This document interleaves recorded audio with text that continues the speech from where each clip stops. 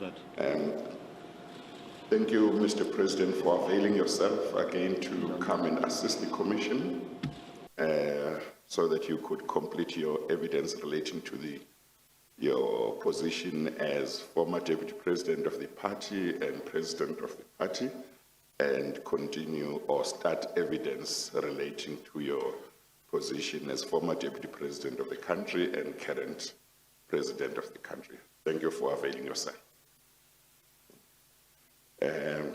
Let's do the oath. I think last time it was the oath, Mr. President. It was not an affirmation. May I ask you please to rise so that we can take the oath. Please state your full names for the record, Mr. President. Cyril Ramaphosa.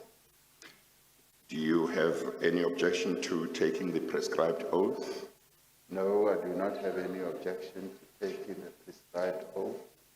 Do you consider the oath binding on your conscience? Yes, I consider the oath binding on my conscience. Do you swear that the evidence you will give will be the truth, the whole truth, and nothing else but the truth? If so, please raise your right hand and say, "So help me God." So help me God. Thank you. You may be seated. Yes, Mr. Pretorius. Thank you, Chair. Good morning, Mr. President.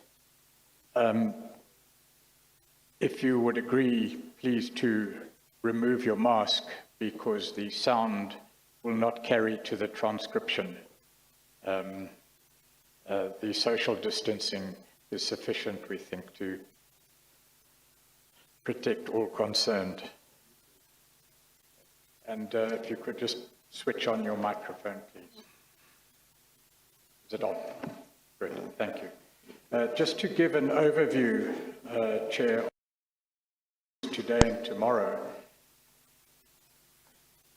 I will conclude questions, hopefully within an hour, in relation to the previous appearance of the President in his capacity as President and Deputy President of the African National Congress. When that has been done, the President has asked to make an opening statement to introduce the next phase of the questioning dealing with the President's capacity as President of the country. After that, there will be questions from evidence leaders of certain of the state-owned entities concerning which evidence has been led. Advocate Seleka will question on affairs related to Eskom, Advocate Soni in relation to affairs related to PRASA, and Advocate Myberg in relation to Transnet.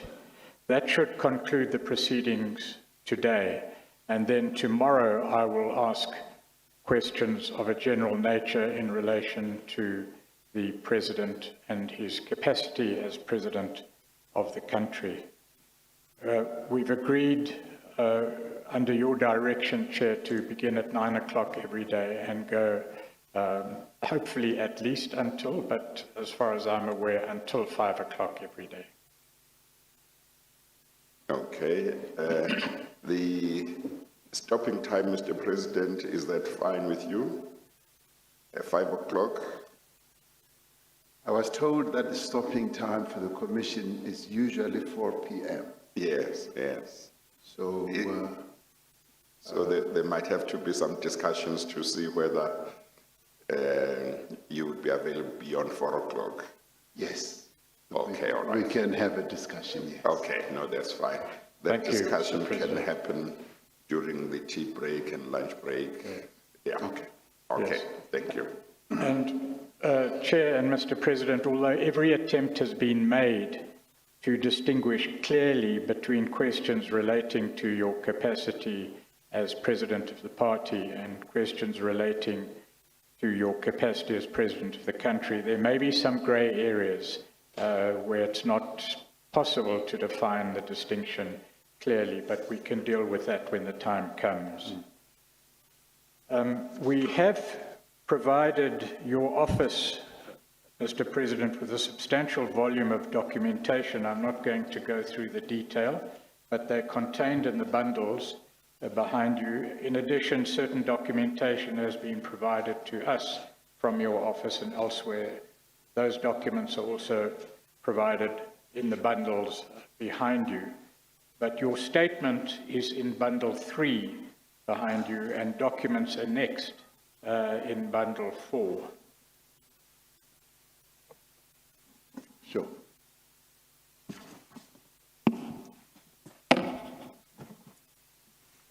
And then as preparation proceeded, a further bundle entitled the reference bundle has been compiled. There is at least one document that you've not had an opportunity to read, I understand, but by tomorrow, I think sufficient time has been agreed to be made available. I won't deal with any documents that you haven't looked at unless we discuss it first. Mm-hmm. Then, Chair, I'm conscious of constraints of time. In order to conclude the evidence relating to the issues raised at the President's last appearance, ideally one would have wanted a lot more time, but I'm going to try and complete that in an hour to give the other evidence leaders sufficient time today to complete their questions. Yes, okay. Mr. President, there are two issues really that remain to be dealt with in general terms from your last appearance. The first issue is the issue of deployment and questions related to deployment. The second issue is the issue of accountability and discipline within the party, and hopefully we can conclude those questions within the hour. But you will recall during your evidence there were at least 3 forms of appointment at the hands or related to the deployment committee that we discussed. There was the hard definition, the definition which illustrates that the deployment committee in effect instructs and commands in relation to appointments. Then there was the soft definition where, according to evidence given before the Commission on behalf of the ANC, the deployment merely makes a recommendation to the appointing authority or entity and no more. Then we discussed that there was a space in between those extremes where in substance and reality, the deployment committee did impose its will on the appointing authority, although not in so many words, simply by the exercise of its leadership and power. And then we also discussed other forms of appointment where there's no intervention by the deployment committee at all in accordance with its own principles, but simply an appointment. For example, an appointment by the former president, and I think you conceded once on one occasion by yourself.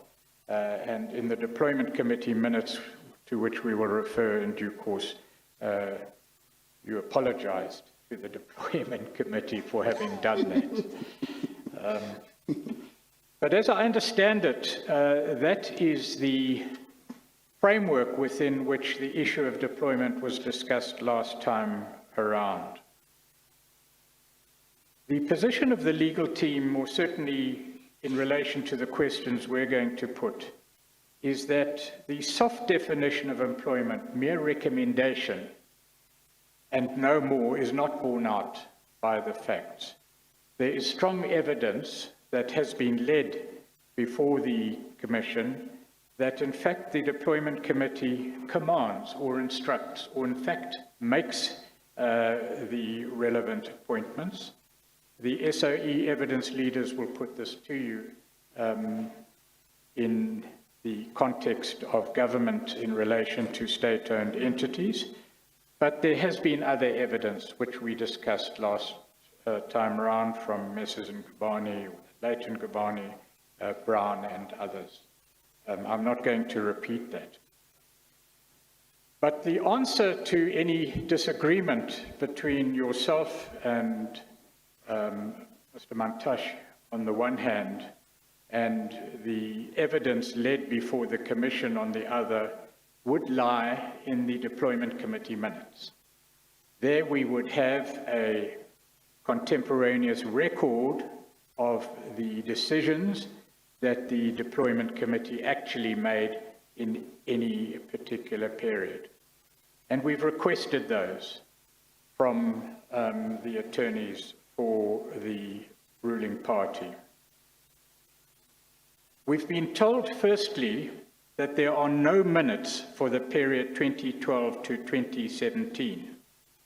And I would just like to ask a question or two about that. When we are told that there are no minutes, are you aware whether there were minutes kept, but they have somehow been lost or destroyed, or whether simply when you were chair of the Deployment Committee, no minutes were taken? What is the position? Chairperson, on the question of minutes, when I was chair of the Deployment Committee, I do not recall ever having to go through the minutes of the previous meeting. We always tended to deal with the issues at hand on a contemporaneous basis as they were presented. And quite often it would be either ministers who would come and say, we have shortlisted, there are so many applicants, and we would deal with that, and that would be done. And so I do not recall when I was chair any minutes being put forward for adoption, which is what often happens when you are a member of a committee, that minutes would be submitted, gone through and approved and adopted. So I do not recall, and I think you can ascribe that to rather unfortunate record-keeping processes, because in the main, the ANC has so many meetings, one after the other, so many committees, and I think those who are in charge will just take notes and just record a decision, and it's then communicated. So that would be my answer. But it has come to light now that the latter deployment committee process, which is, guess now being, not guess, but which is being chaired by the Deputy President, there are proper processes and minutes are kept. And I think it would be those minutes that may have been submitted.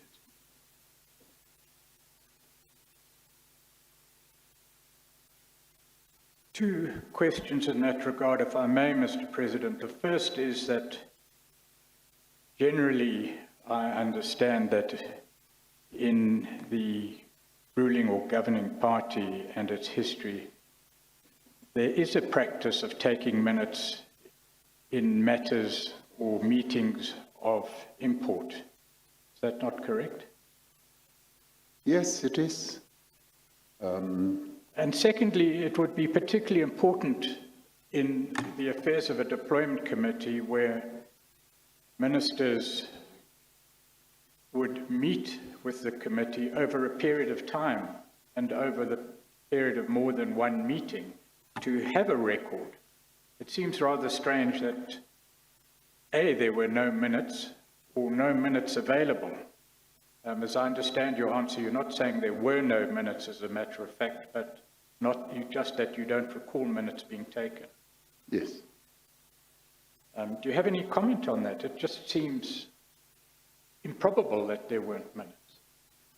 It may well sound improbable, but the minister or the person who would be bringing names or proposing names would rise from that meeting either immediately or thereafter, having been told by the SGO, and it would usually be the Deputy Secretary General, that the committee discussed this and it was comfortable with this and this proposition or proposal, and that is what would then happen. So I think the lapses of not really having those minutes should be understood within the context of an organization that's always on the go, that's always handling so many other processes. And indeed, yes, I mean, there are minutes that are also kept of either the working committee or the National Executive Committee. Those are like bigger and overarching structures. And we also have other committees, like what we call NEC committees, and those deal with policy matters. And if one were to dig, you would find that even those would deal with a paper and no real substantive minutes would be taken. It is clearly something, Chair, that needs to be improved. And it's part of what I have dubbed the renewal process, that we have dubbed the renewal process. We need to renew our own internal processes at an organizational, even administrative level, as well as our own political processes to deal with challenges that the organization faces from time to time, on an ongoing basis, rather, really.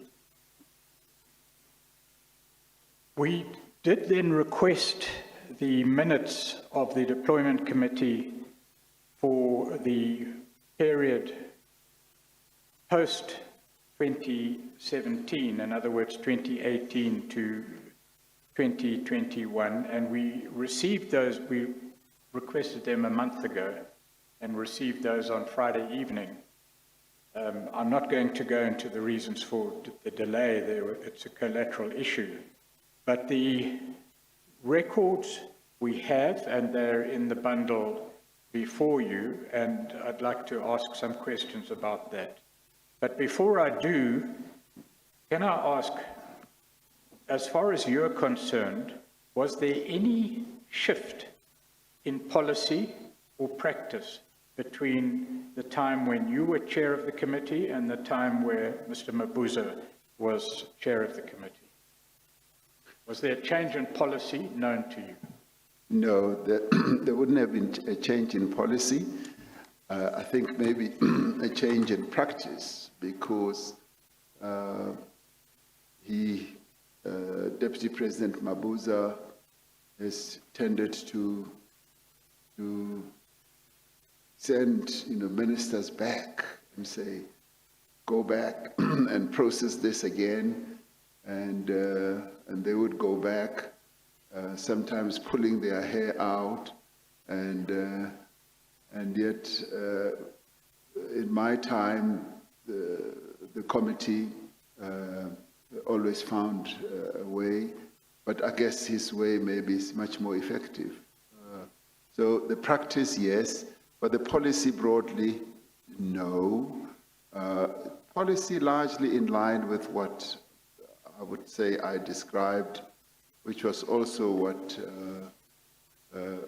National Chairperson of the ANC, Gwede Mantashe, also described.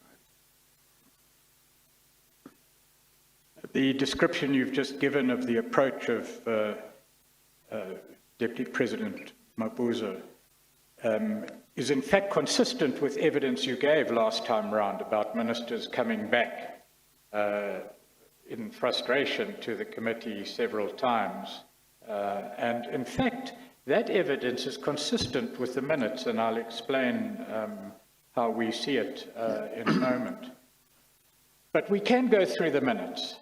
It will take much longer than an hour, and I'm not sure that I have the time or capacity to do so. But I haven't read them as well, that's the problem. Well, perhaps we can spend a few minutes tomorrow on them by leave of the chair, because I do think it's important. We've reviewed those minutes, and certain themes emerge from those minutes.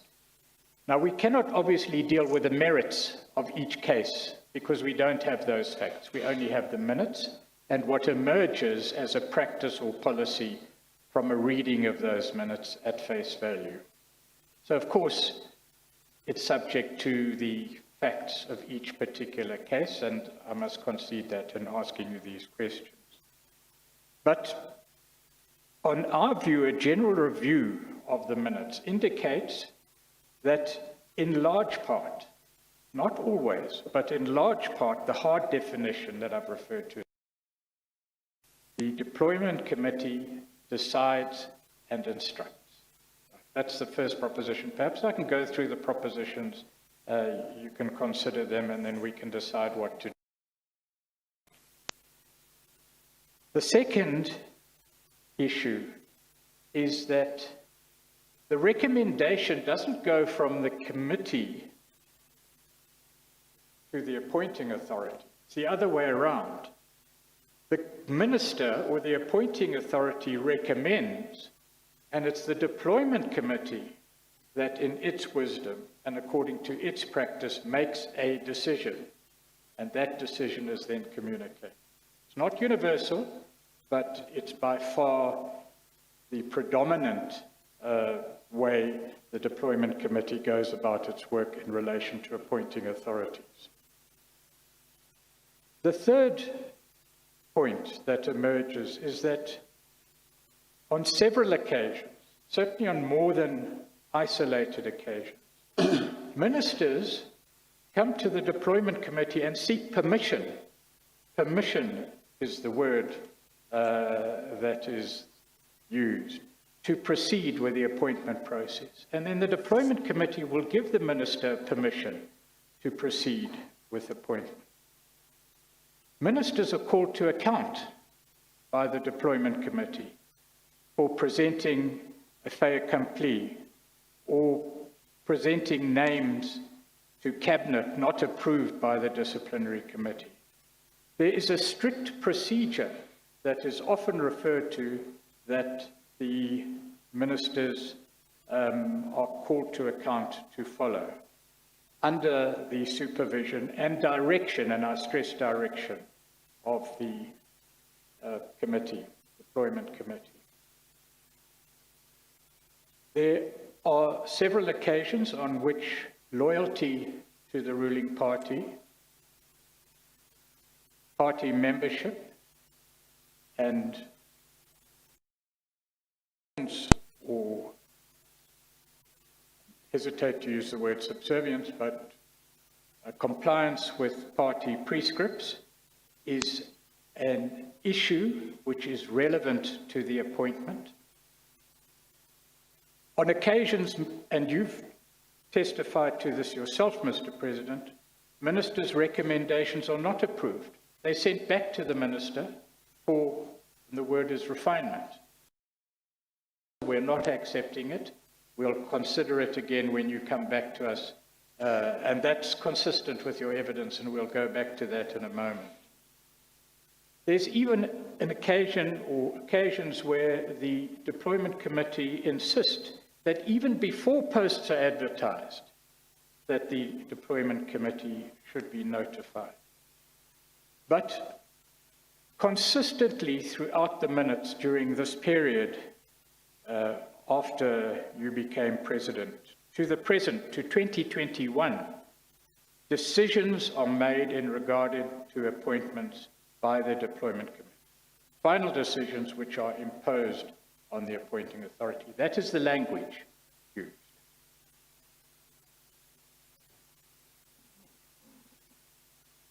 We can go through examples of the minutes, or you can perhaps take an opportunity to read overnight and we can revert to it briefly tomorrow. But what is your comment in that regard? No, I think we should deal with it now, with respect.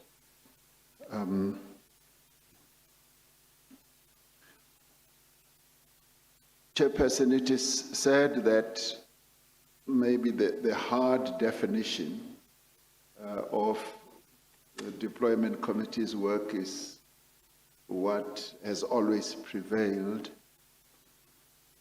And as Mr. Pretoria says, maybe not all the time, but most of the time, I'd like to say that much as it may appear like it's the hard approach where it's instruct and command, in the end, there is, even if that were so, which I'd like to dispute in a minute, in the end, there is some safety net or process, because in the end, even the ANC concedes this, even in its conference resolutions and its internal processes, that for government positions, in the end, the legally mandated process must be followed.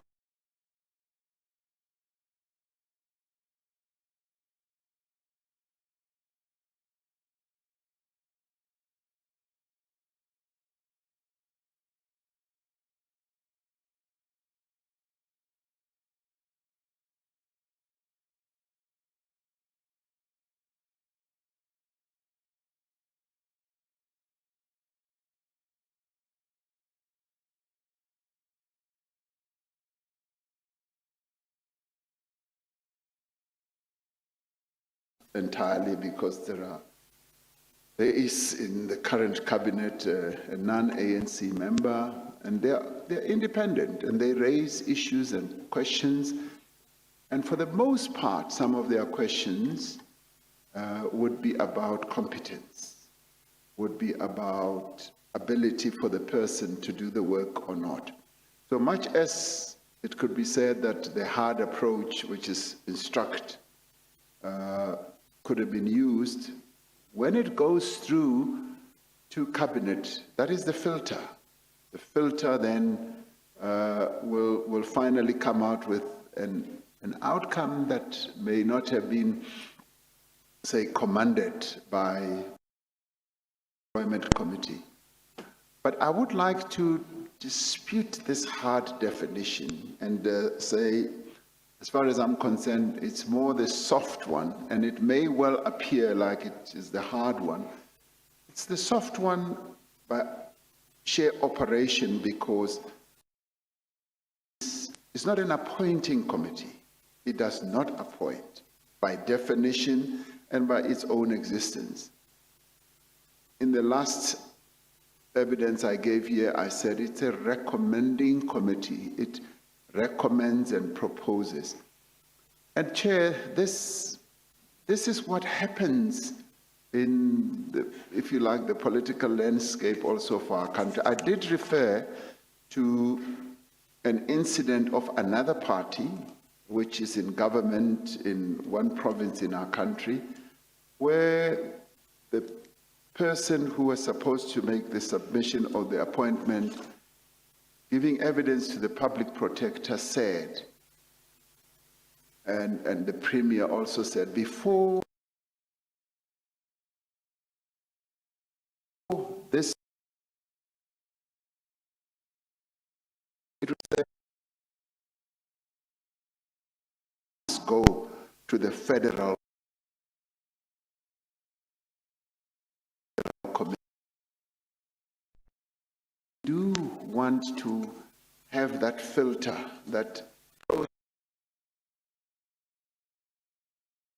process.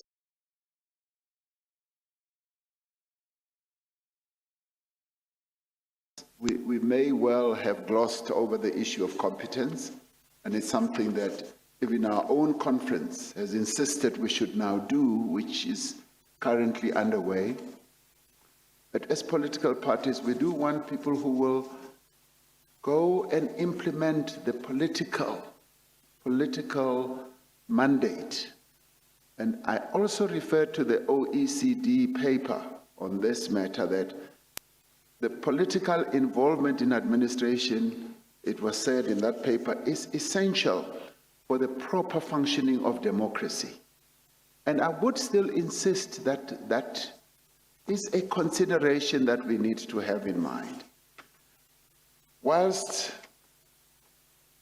saying that the deployment committee would always use the soft approach, which to Mr. Pretorius appears like it's a command and instruct approach, I would say, even if that may well be so, in the end, the safety of this process is that the final appointing entity in government or even on a board of directors, because in the end, the board of directors is the one that will say yea or nay for some appointments. So that provides the safety net or process. So I know that the issue of deployment has arisen as a major issue, but I would like to suggest that, much as it has, where the deployment has resulted in people who are incompetent, I will concede that that was an error. But where deployment leads to people who are competent, but who are also able to execute the mandate that the governing party has, as I have alluded to, the OECD recognizes that, and other political parties in the country also recognize that. As political institutions, we are elected to execute a particular mandate.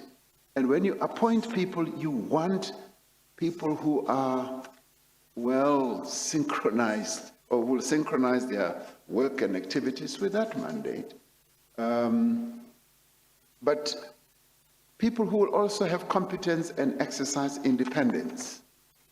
And I think that is the most important part, where they will have independence of action and execution, but within the broad framework of a particular mandate to fulfill what the organization will have set itself to achieve. All right.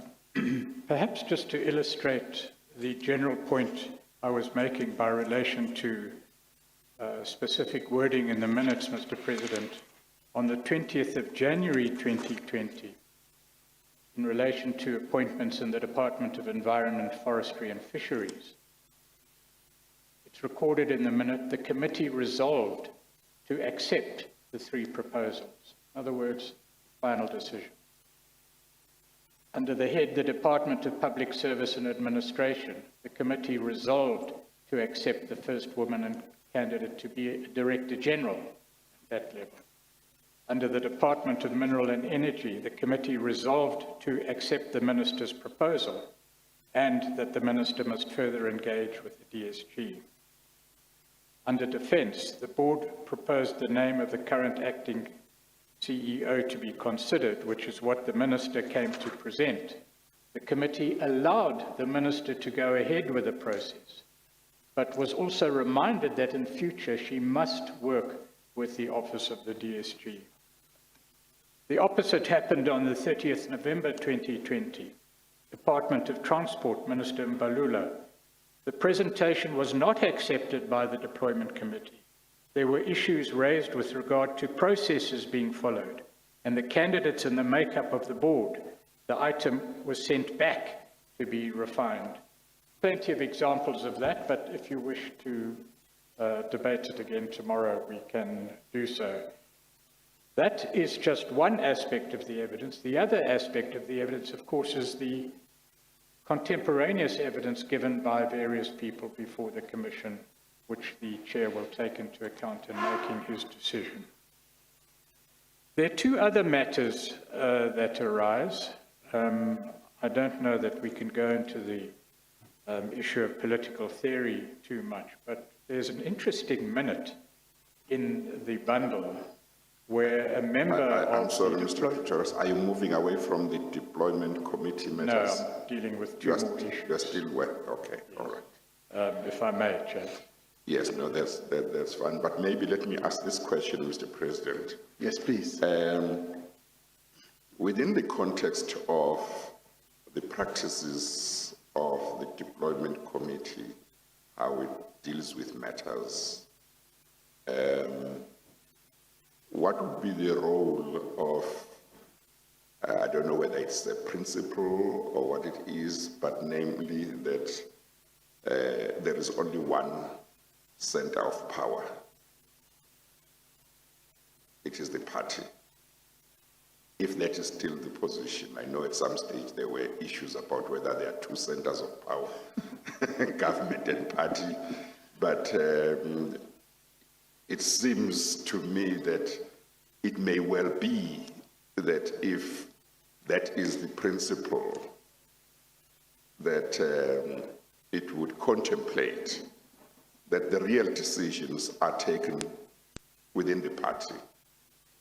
So what would be the role of that principle within the context of the work of the deployment committee?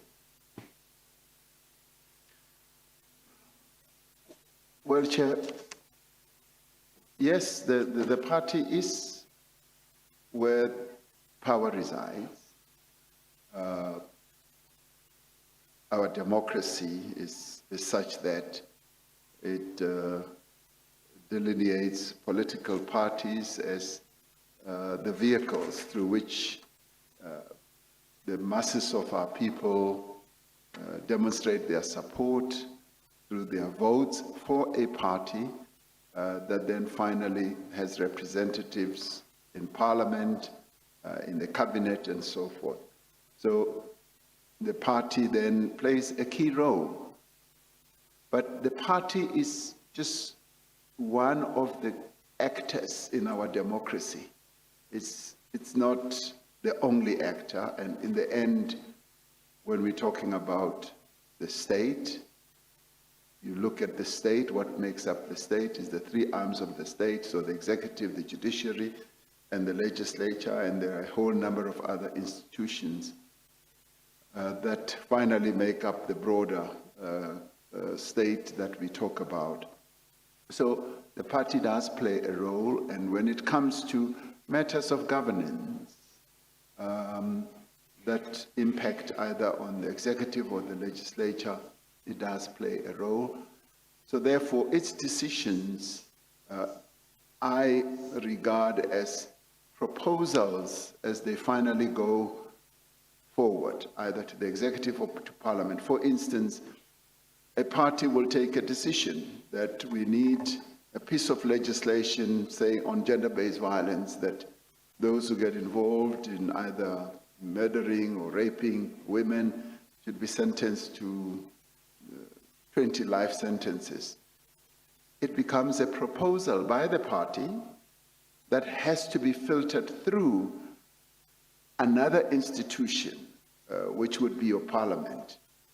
And to the extent that it enjoys support, then it becomes the order of the day. Similarly, even with the cabinet, not every member of the cabinet sits on the decision-making structures of the party, and they may well have views that are not completely in line with what the party may well be saying, particularly when it comes to other key principles such as competence, such as integrity, and all those values. And they may well raise an issue and say, but this person that is being proposed, much as they've been proposed by the party, is not the best person that we should have. And I give you another good example, and this I encounter all the time, where, yes, the party may the proposal may well come from government to the party about appointing certain people, and you find that there isn't any gender balance. Maybe there's just one female and others are male. It will be sent back, and the party will say, no, this is where the party's insistence has counted for a lot. It will say, send it back. We're not prepared to adopt this. And when it comes to youth deployment as well, that we need more young people to be brought into structures. So the party then, for lack of a better word, then becomes a filter, and a very positive filter, and now more and more focusing on competence, on professionalism and capability to do the work, but finding a balance. And another balance would be on demographic balance of our country.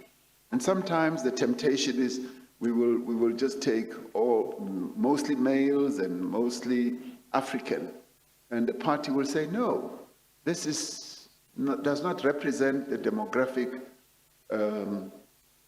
composition of our country. So send it back, and then you have to juggle again. So the party then plays an important role, and it is a standard bearer, and it wants to insist on the values of itself. It's got values, and values that are representative of what the people of South Africa would like to see. Thank you, Mr. Pretorius. In that regard, in fairness to you, Mr. President, there is at least one occasion in the minutes where demographics is emphasized as a principle in favor of a white candidate, in fact. So I understand that point. And it may be that the process of appointments is secondary to the quality of the appointments that are ultimately made, but that's another issue that we will deal with later. But an interesting point in relation to the question that the chair asked, there's a passage in the minute which illustrates the frustration on the part of a member of the deployment committee, saying that people accountable to the committee don't really understand the principle of democratic centralism. What does that mean? Well, democratic centralism is a political concept. That's a fairly straightforward one. It basically means that when a higher body takes a decision, and I can give it to you more colorfully in terms of, of the field that you operate in, acting Chief Justice, when the Constitutional Court takes a decision on any matter, that is the end. Every other court will follow the dictum or the decision that's been taken by the Constitutional Court. So being a political organization, in order to have discipline, in order to have proper organizational processes, democratic centralism means that when a higher body takes a decision, like in our case, when conference takes a decision, it is binding on everyone, on all the structures. When the National Executive takes a decision, even if you may not agree with it, just like the Constitutional Court takes a decision, even if you may have different views and may not agree with what the Constitutional Court has decided, it is binding, because as a society we've signed a contract with one another that there will be one arbiter of all our matters and disputes. And similarly in a political organization, as certainly in the ANC, that is the case. The contract that each one of us signs when we join is that the upper structure on taking a decision is binding on everyone. And that is why it is a sign of indiscipline in the African National Congress for anyone to then want to use a word like disobey and not follow the decisions of a higher structure. It is looked upon in a very dim way, and it shouldn't happen, because that's how we balance our activities in society in relation to judiciary and also in relation to our own organization. So that's what democratic centralism means. And the term was used, in fact, in the context of, in this case, the centre being the deployment committee. But if we may move on, there is one issue that I should raise with you, Mr. President, in relation to a meeting of the deployment committee of 22 March 2019. If you want to look at it, it's in the bundles in front of you.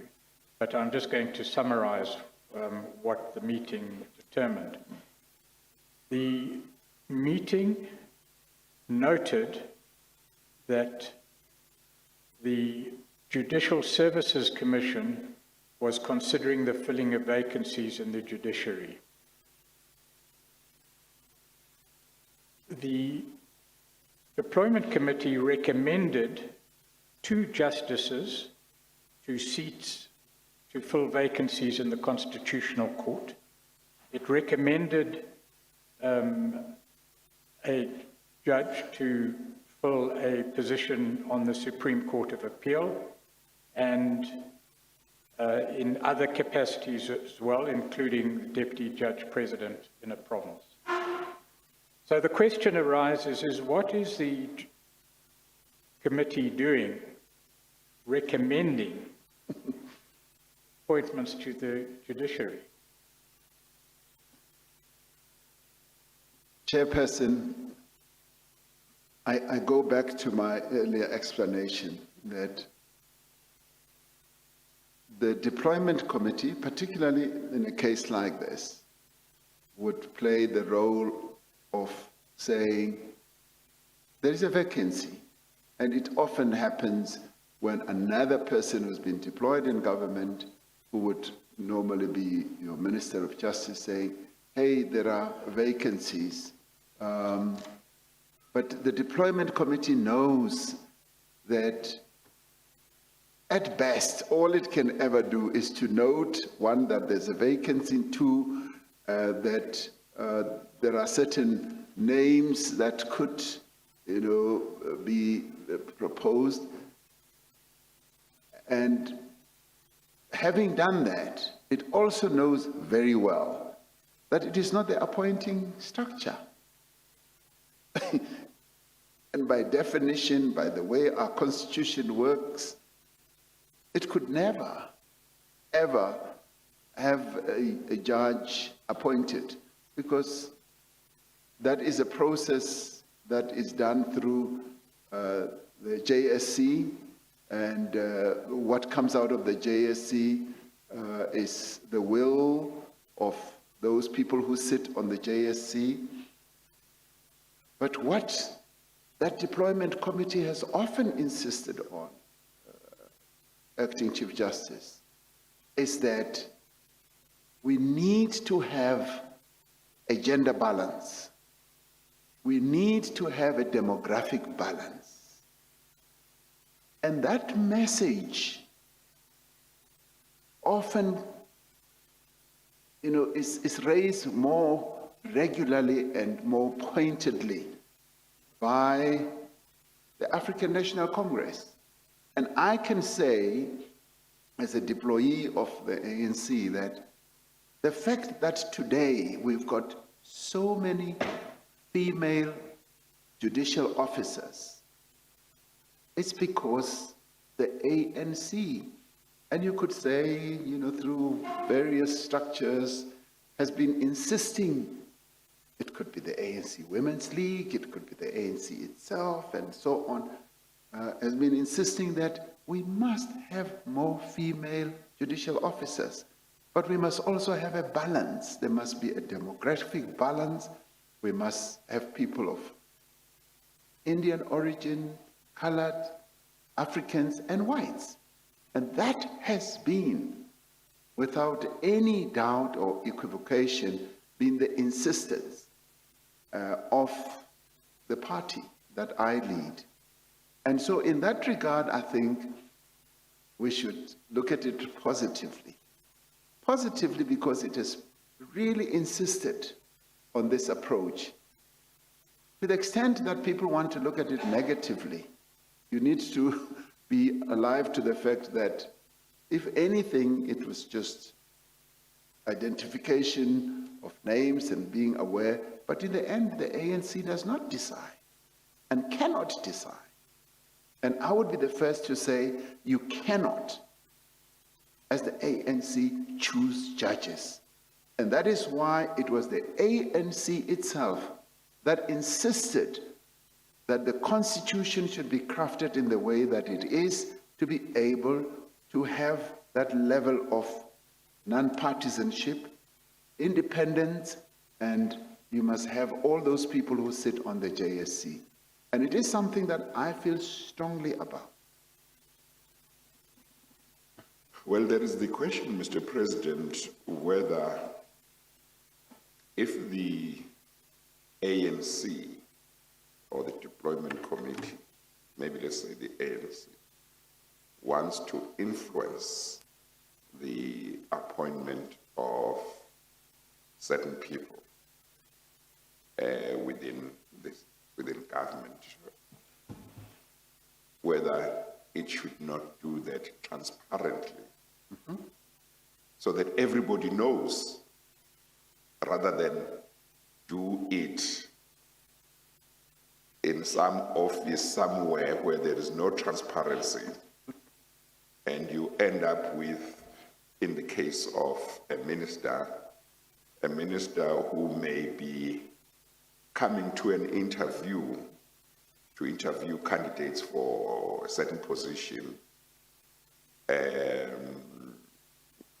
on the basis that the deployment committee has said it should be so and so. And yet there are a number of candidates. But apart from the minister, nobody else knows that there is this influence that has been given to the minister that it should be so and so. So there is the question whether if they want to influence appointments, they shouldn't do it transparently, as opposed to doing it in this way. Maybe I shouldn't describe what this way is, but in this way, I mean, if you talk about what Mr. Pretorius was referring to, where they were discussing candidates for various courts as judges,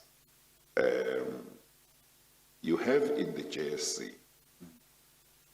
members of parliament, Yes. who are members of the ANC. And one would have thought that the ANC would take the position that says members of parliament who are members of the ANC know what the ANC stands for, know what the ANC would like to see happen in the judiciary, those issues of demographics and whatever. So in making their own contribution in a transparent way, because the JSC process is transparent, they will be doing so knowing what the ANC would like to see. And therefore you don't have this situation where in some office in Luthuli House, candidates for judgeship is being discussed by people whose views will not be subjected to public scrutiny, as would happen with members of the JSC. And candidates won't get a chance to defend themselves or say, but, I should be appointed because of ABCD, when the deployment committee said, no, we think so and so is the right one. Chairperson, I think it is a suggestion that in a number of instances does get implemented. And I will cite one recent example where, for instance, the officials of the ANC decided that a particular person should be deployed as, and I can speak about it now, as the Speaker of Parliament, and then the caucus of the ANC then meets and then decides that, yes, we want to propose this person, so that is transparent. The one that may not have been transparent is what the officials decided. It could only be transparent if, after the officials having taken the decision, then publicize it that we are going to suggest that to caucus that this person should be nominated. I think it's an interesting proposition, which, as I said, does get implemented at times.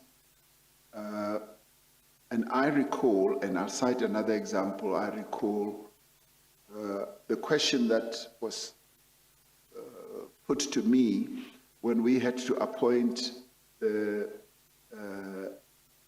NDPP of the NPA. And the question, I decided as president that I wanted to open it up, to make it transparent and to have an interview process, and nominations should be made, which was quite new, but it happened, and maybe I'll talk about it later. It was a process where names were put forward, and the question was asked of me whether I, as president, want to single out one person. And I held back and I said, it might be a difficult one, because let the process unfold, because in the end I have to make the call or the decision. So it is a proposition that is interesting, where to remove this shroud of secrecy, maybe the party should be able to show its hand that this is how we would like to do it. And I guess it happens in other environments worldwide, because in the end, political parties do have their preferences when it comes to various positions. And I know that in the US, for instance, parties do say, we prefer this one as the Chief Justice and this one as the Judge of Appeal and all that. And we don't do that. And maybe we need to grow up and see how best the democratic process can mature at that level. Thank you. Mr. Proteus. Just to refer finally back to the meeting of the 22nd of March of the Deployment Committee in relation to appointments to the judiciary. This is not a case, Mr. President, of the party recommending or even insisting that certain principles be followed in the composition of the judiciary. This is a case where the committee actually recommended named judges, which is something different, or candidates for the bench. And in the context of the policy of democratic centralism, clearly the recommendation of a particular name for a particular post must have been intended to influence the decision of the Judicial Service Committee. Otherwise, what would be the point? These recommendations would be clearly and probably communicated to the members of the Judicial Service Committee in order to influence them in their decision. Well, I would say, maybe I'll go back to what I said, where I say that the real safety for the process is that the Deployment Committee is not the appointing entity. You may well say influence. Yes, political party will always seek to influence, precisely what you were also saying, that maybe if you want to influence, do it transparently. And I would buy into that. Do it openly and say, we support this one and that one. And in the end, even the public does get involved sometimes when there's, nominations for judges or top positions. They will say, this one is preferable, and when that person has not been appointed, there's an outcry that, they left out this one, and so on. So influence, yes, but appointment, no. Because in the end, the ANC Deployment Committee is not the appointing structure. And whatever the appointing structure is, including the president, when finally names, as our process dictates, names are presented to the president will also take into account the processes that took place in the Judicial Services Commission. So I can hear Mr. Pretorius is going very hard on this issue of influence, but I'd like to say, whatever the influence would be, will always be tempered by the inability of the ANC Deployment Committee to appoint. It does not appoint and should not appoint. Of course, what is quite obvious, Mr. President, when we discuss this is that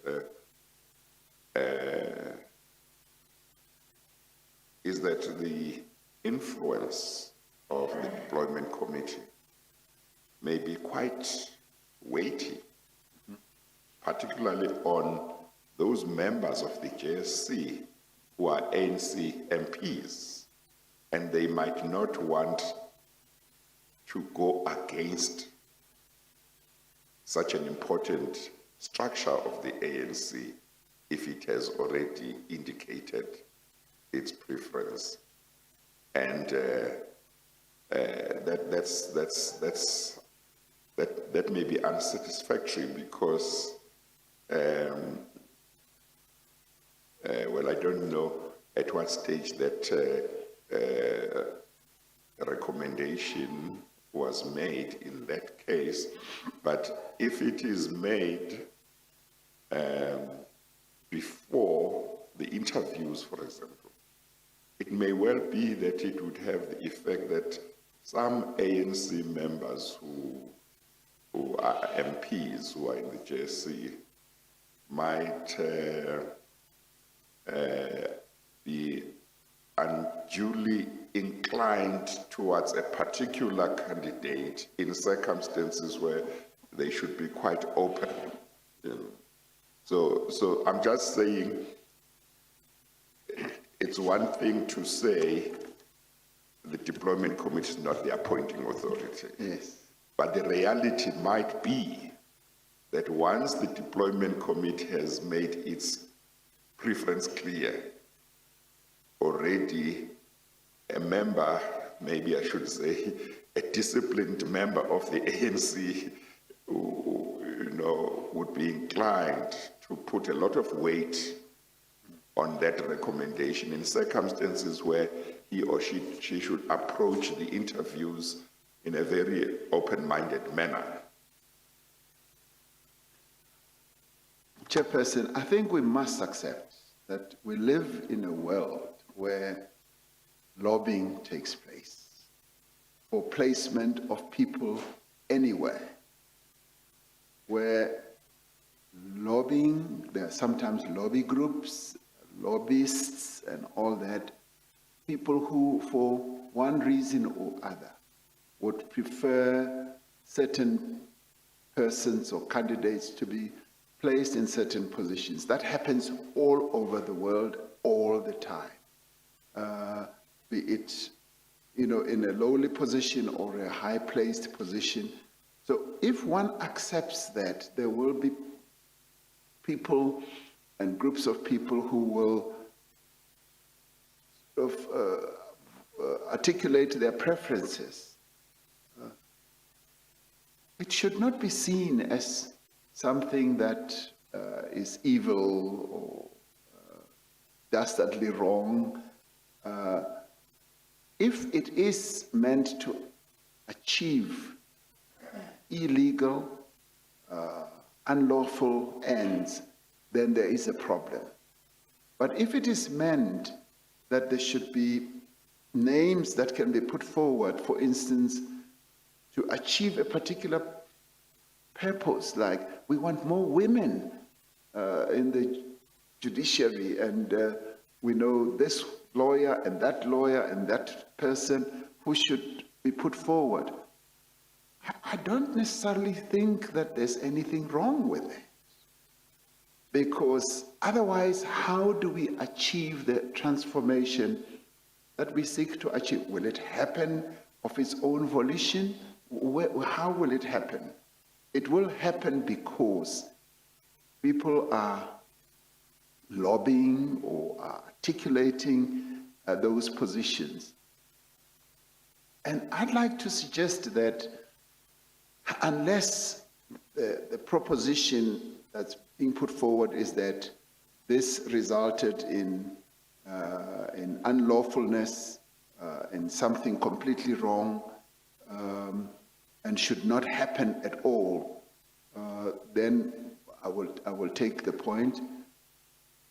But the proposition you put forward that maybe it should happen transparently appeals to me, because then it no longer is done in the dark corners, if one wants to say the committee operates in those. It is done openly and transparently. And it's certainly something that I would like to take up for debate and discussion in my party, because to me it makes a lot of sense.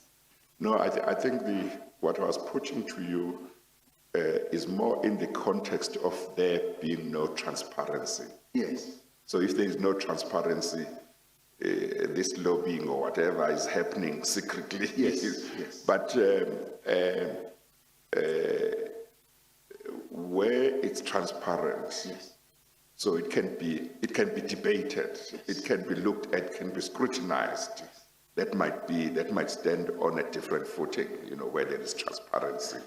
I think part of the problem is where it's maybe secret is the right word. I'm not sure. Yes. Yeah.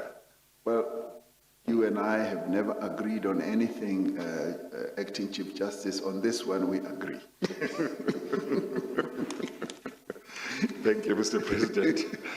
Mr. Pretorius. In your recent answer, Mr. President, you raised the issue of international practice. May well be, for example, the example that springs to mind is the appointment of the Supreme Court in the United States of America. Yes. The point, I think, is that our Constitution demands the highest standards, even compared to international jurisdictions. Indeed. And it is those standards that we apply here. But in relation to constitutionality of the deployment policy and practice, the chair will decide. It's a legal question ultimately that I'm not sure should be debated. But would you concede that loyalty to the party or party membership should never be a determining factor in appointment to public office? Yes, I would say that. And even this decision that was taken by the party at its conference was that we should lay more emphasis on capacity, professionalism, and also non-partisanship. Because that is the best way any civil servant would be able to serve the people of South Africa. So, yes, I would.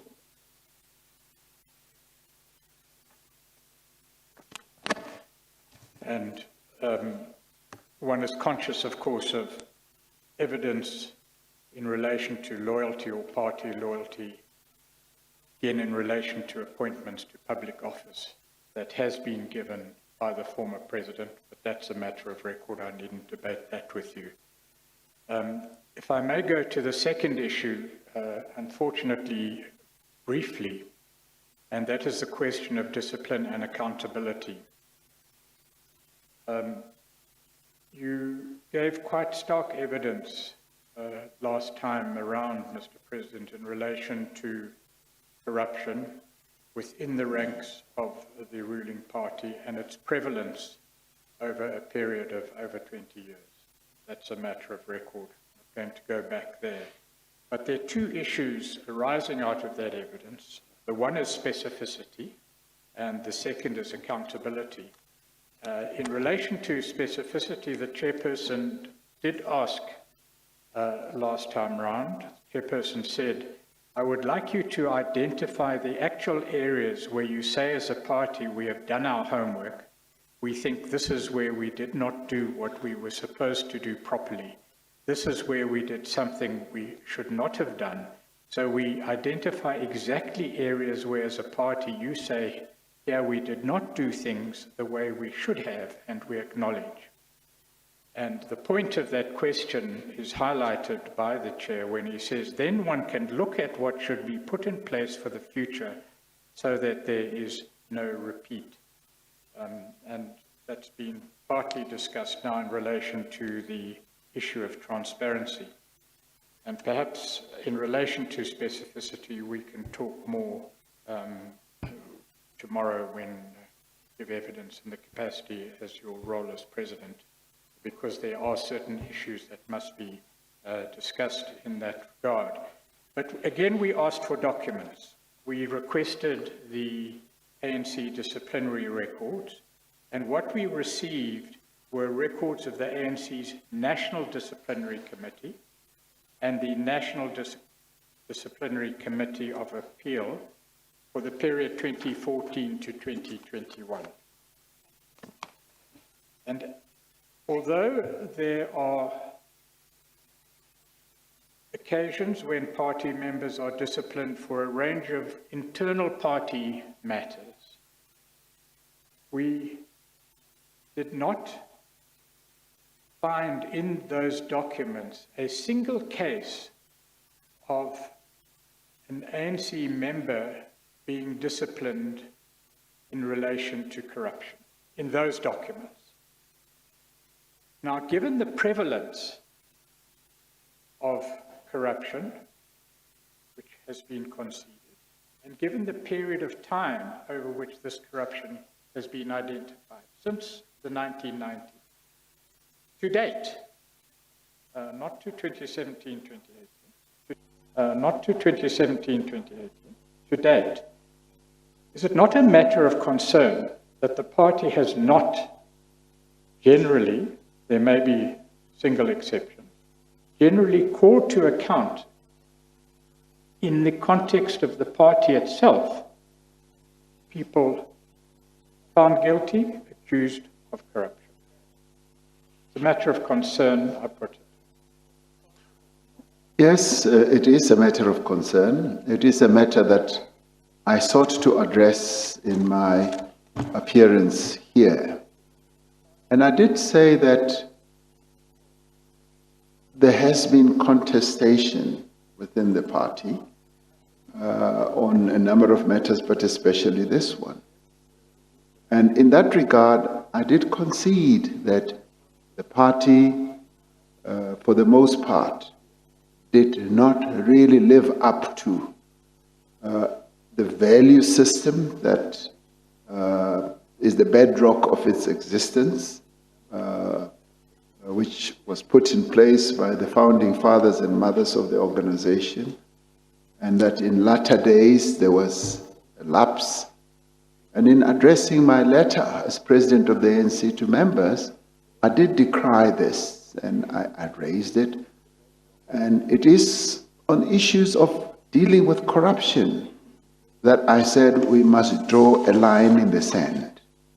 We must now decide as the ANC that we are now going to take the issue of corruption seriously. And the diagnostic report that was tabled at our 54th conference also speaks to this. The renewal process that we've been involved in, that we are involved in now, also talks to this.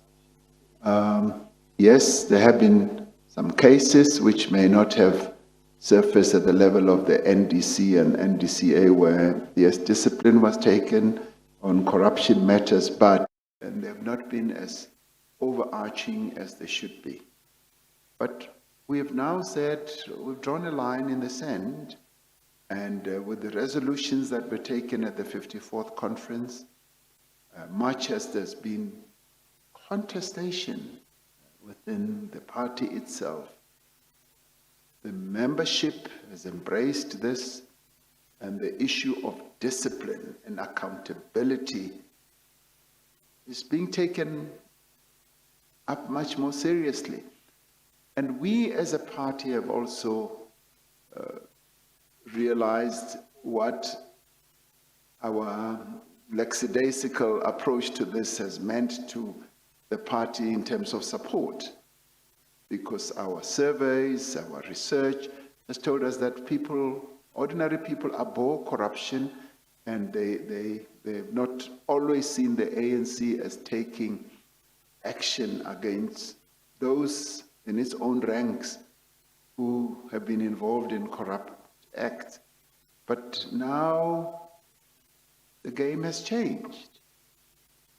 The line has been drawn in the sand, and the ANC is saying that we are renewing ourselves, and we are, Chairperson, possibly the only party in the land which has borne its own chests and said that we are prepared to hang out our linen in the open, and now, having drawn the line in the sand, we are going now to be very serious about dealing with corruption, because we've realized that corruption actually militates against the interests of our people. You may well say, well, why didn't you do so over a period of so many years? But it's better late than never. And in this case, we are serious about what we are saying. Thank you. We will, thank you, Mr. President. We will deal with one pertinent series of examples in this regard, and in your deal with your capacity, or in your capacity as President of the country, but that will be tomorrow. For the moment, I must retire to the bench, and the bomb squad must take over. The bomb squad? The three other So evidence leaders. Okay, thank you. I'm sure they'll be very gentle. May we take 5 minutes for the changeover? Before we do that, Mr. Pretorius, I'm not sure I understood where you would like the President to deal with that question that I raised with him, namely that I wanted the President to identify the areas where they say, as the party, we have reflected and we have identified that this is where we didn't do what we were supposed to do, this is where we did what we were not supposed to do. Because I did, when I looked at the affidavit that has been prepared, I didn't pick up where he deals with that. So I'm not sure whether you were suggesting that that be dealt with tomorrow. I just want to make sure. Chair, it may disturb the order of things and the neatness of the categories that we're dealing with, but I have drawn the President's attention to the specific question you asked. Yeah. Perhaps we could spend some time tomorrow dealing with the direct answer so that the President can consider it. No, that's fine. I'm quite happy for it to be dealt with tomorrow. I just want to make sure we don't forget about it. Yes. Yeah. Okay, we'll deal with it And then, tomorrow. Chair, of course, before my learned friends ask their questions, the President does wish to make an opening statement in relation to his capacity as President of the country. Okay, all right. Just to make sure we are all on the same page, will your colleagues be questioning the President in his capacity as former Deputy President of the country and current President of the country? Yes, Chair. Or not for the party? As I said, there may be some grey areas, Yeah, but they okay. are minor in Yes. quantity. No, that's And fine. it's, as you stated, Yeah. President of the country. Yeah, And Deputy okay. President of the country. Okay, no, that's fine. Let's take then about 5 minutes to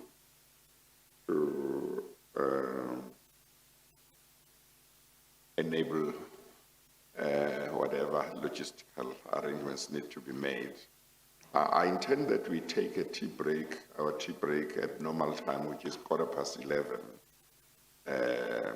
So that will be 15 minutes. That is at 11:15. For now, we are looking at 5 minutes or so. Okay, we adjourn.